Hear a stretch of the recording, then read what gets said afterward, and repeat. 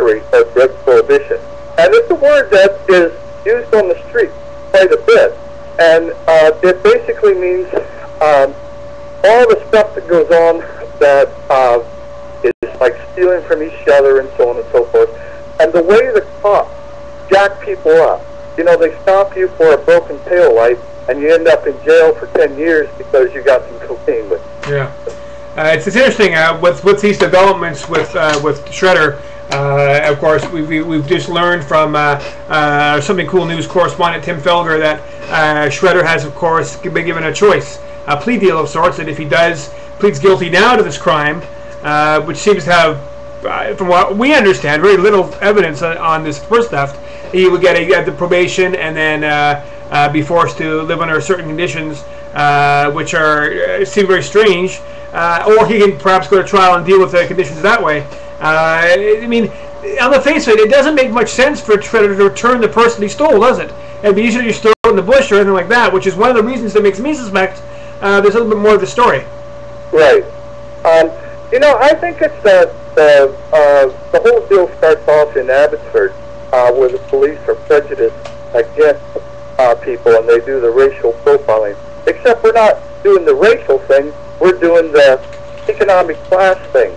And because people are failing to see it as racial profiling, then, you know, like this is what happened in the United States when the drug war started. Because all the black people started getting backed up over nothing. Right. So, you know, like people should not be surprised what the drug war is doing. Right. Civil war, it's going to turn us against each other. It's where, like, my neighbors, when I lived down on the farm there, would turn me into the police repeatedly, you know.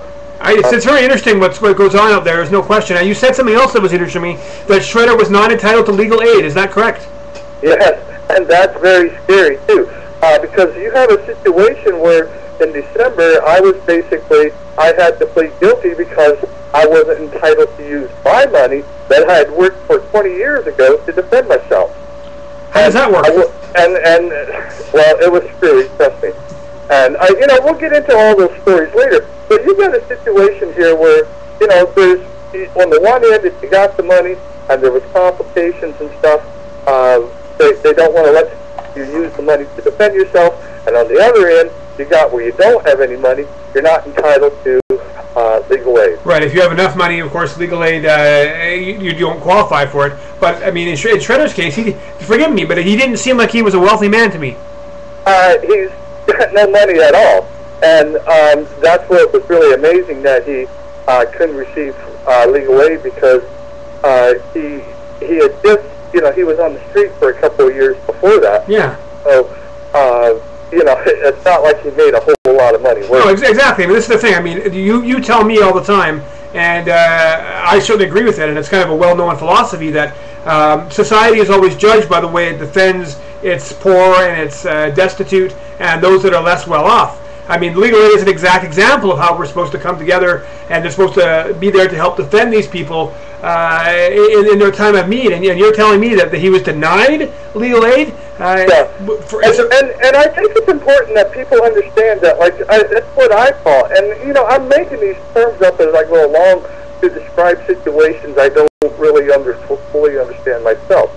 But basically, he's been institutionalized out of the debate, is what I say. You know, he's really, for whatever reason, in law, got no right, you know, to a lawyer. What possible reason, I mean, you have some experience in this department, what possible reason does the Crown have to deny him legal aid?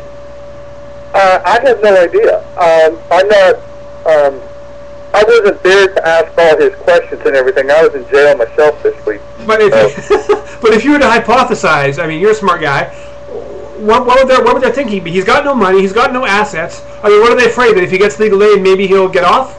Well, probably. That's probably the real reason. But I think it would have, and I'm just speculating here, that it would have to do something with maybe they think he earned too much money last year or something like that. I mean, he could barely pay his rent every month, but I guess he earned too much money last. But I mean, the police were at his house. They know how much. They saw the condition of this little tiny house. They know his situation. He knows he's not working. I mean, to me, maybe I'm just too optimistic here, but I would think there's enough checks and balances here that they could determine that he has no money, and they could, say, okay, well, if he's so guilty, giving him legal aid will just make us look good. And we can say we've done everything we could, and he was still found guilty. So we did everything we could. Okay, we didn't taint this process at all. And instead, they just say, no, you're not going to get. I mean, that just makes them look stupid. I think I read an article this week. I didn't read it, but it said actually I did read it. It was "Thank you, Tommy Douglas," and it was in the Cascade newspaper, the University College newspaper here in town. And they were thanking Tommy Douglas for giving us this great social medicine because they only had to pay $40-some, and how when they went to the hospital they had fantastic care and everybody was great, and they were so happy to be a Canadian, and that set them apart from being an American. But that's because they're a clean, white, viable person. If they were, say, the homeless person, like that guy Kevin that got kicked out of the hospital here and died on the street. Kevin Ellis, yes. Yeah. Okay, so there's a very much a class war and discrimination going on in Abbotsford, and it touches like our medical and our justice systems and our our education systems.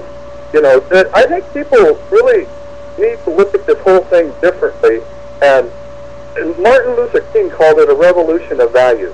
And I think that's what it is. A revolution of some kind is clearly necessary here. I mean, we know from your reporting in Abbotsford, we know that Shredder was given the following court orders. They want him on 1-year probation. They want him to reside where directed. They want a curfew between 6 a.m. and to carry these papers with him all the time, which they can be demanded at any point in time. And those are the minimum he gets, unless he's found guilty at another point. This is just really bizarre. I mean, I don't recall running into anything quite like this, Tim.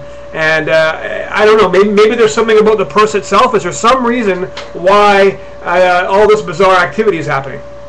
Well, listen, I've been to jail a few times, and I've met a lot of people that were innocent in there, or at least they said. Right. But I agree with you, not to make light of it. It's very serious what's going on here. And this is what I call the Nazification of Canada, where, in the U.S., you go to there, and there's all sorts of black and Hispanic people in jail. And if you're a black person or Hispanic, you got like 9 times the chance to get jail time as a white person. Okay? So, why are we surprised that these things are happening here when we're not talking about a racial war, a civil war based on race, like in Nazi Germany in the 1930s or in the U.S., the drug war they had there? We're talking about a civil war based on the amount of money. I know that, but I'm always trying to find a more rational, logical explanation before we get into the grandiose ideas there. Did they find anything in this purse at all that might suggest some sort of wrongdoing? Well, they found a piece of rock cocaine in it, and Shredder said that's the way you know he didn't go through the purse, because he'd have spiked it up if he'd have found it. Yeah, well, and it certainly, I mean, that is a good point, because I mean there'd be no reason for him not to take it. I mean, even if he that's worth something. He could have sold it. He could have thrown it away. He could have done anything to it. The fact that he left it in the purse and then gave that purse containing the drugs to the police officers that they know are going to search the purse makes no sense. Yeah, I know, and I think the Abbotsford police officers know some of these things when they do them. But this is the fuckery of drug prohibition. This is what happens. Like 7 Gillies, I want to write this article for you, and I need to write it because I want to hear about the outcome. I just want to ask you one quick question here. Do you know if Shredder is planning to plead guilty or not guilty to this charge? Well, I think if he pleads guilty, he's crazy. I haven't talked to him, but I imagine he's planning to plead not guilty. And like we're going to talk and develop it more as time goes on. But I'm extremely busy, so I don't really have the time to sit down and work with him on it because I'm hoping. But he's in a position where it might make logical sense for him to plead guilty to a crime that he didn't commit. I mean, he might be better off.